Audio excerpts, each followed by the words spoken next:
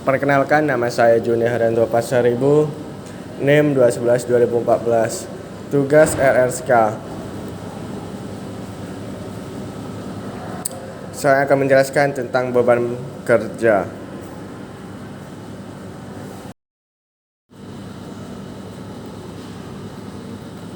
Sedangkan menurut Peraturan Menteri Dalam Negeri Nomor 12 Tahun 2008, beban kerja adalah besaran pekerjaan yang harus ditanggung oleh suatu jabatan oleh unit organisasi dan merupakan hasil kali antara volume kerja dan normal waktu. Dari sudut pandang ergonomi, setiap beban kerja yang diterima oleh seseorang harus sesuai dengan atau seimbang, baik terhadap kemampuan fisik, kemampuan kognitif maupun keterbatasan manusia yang menerima beban tersebut.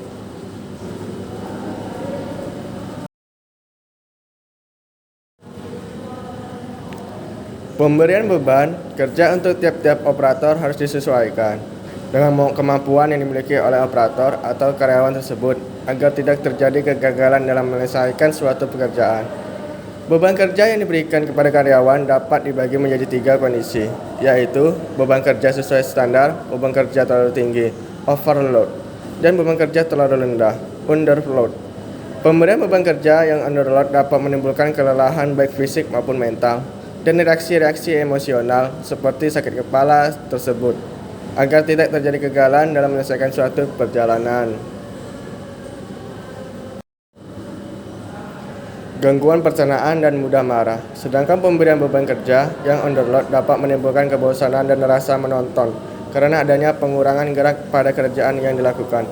Apabila pegawai mengalami kebosanan dalam menjalankan pekerjaan rutinnya karena pekerjaan yang diberikan kepadanya terlalu sedikit, maka hal ini dapat mengakibatkan kurangnya perhatian pada tanda-tanda stres yang berkaitan dengan tingkat beban kerja.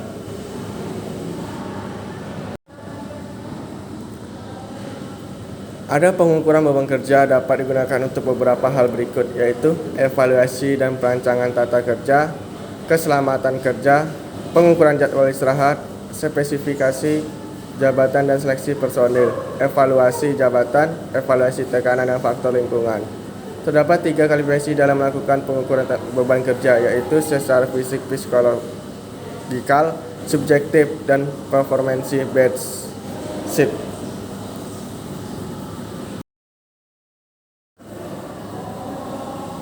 Pengukuran beban kerja secara fisiologi atau fisik merupakan konsep pengukuran yang didasarkan pada peningkatan kebutuhan mental yang menyebabkan peningkatan respon fisik dari tubuh.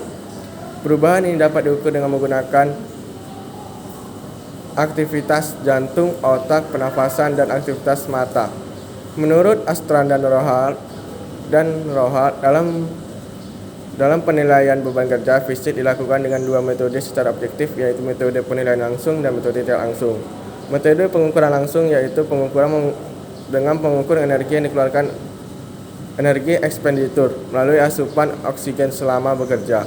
Semakin berat beban kerja, akan semakin banyak energi yang diperlukan atau konsumsi. Sedangkan metode pengukuran tidak langsung adalah dengan menghitung denyut nadi selama kerja. Berada dengan pengukuran beban kerja secara fisiologi, pengukuran beban kerja secara subjek berdasarkan pada peningkatan atau skala beban kerja yang dirasakan oleh seorang pekerja.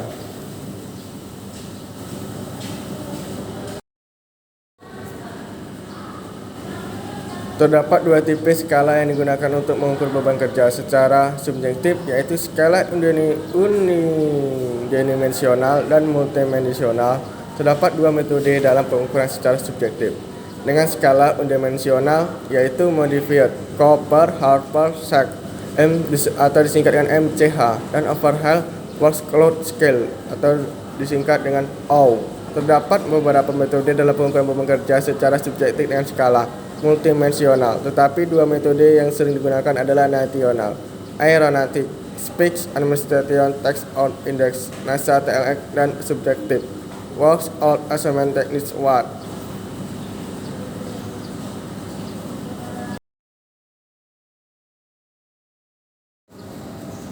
Berat ringannya beban kerja yang diterima oleh seorang tenaga kerja dapat digunakan untuk menentukan berapa lama seorang tenaga kerja dapat melakukan aktivitas pekerjaannya sesuai dengan kemampuan atau kapasitas kerja yang bersangkutan. Semakin berat beban kerja, maka akan semakin pendek waktu kerja.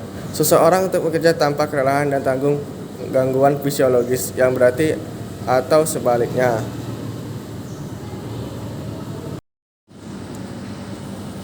Beban tekanan psikologis. Beban tekanan psikologis mengacu pada kondisi-kondisi yang dapat menyebabkan terjadinya kebingungan, frustasi yang terkait dengan kinerja tugas sehingga membuat penyelesaian tugas menjadi lebih sulit untuk dilaksanakan.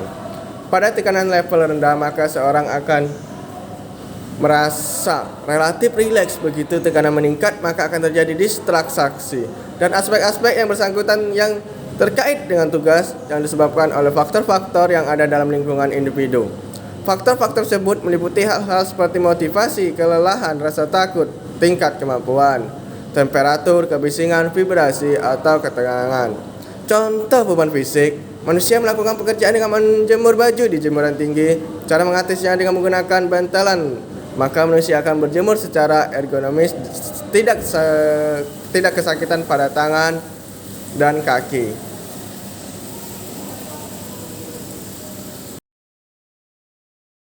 Sekian presentasi saya. Bila ada kata salah kata, saya meminta maaf. Sebelum saya penutup presentasi saya mengucapkan terima kasih dan selamat pagi. Tetap semangat, luar biasa.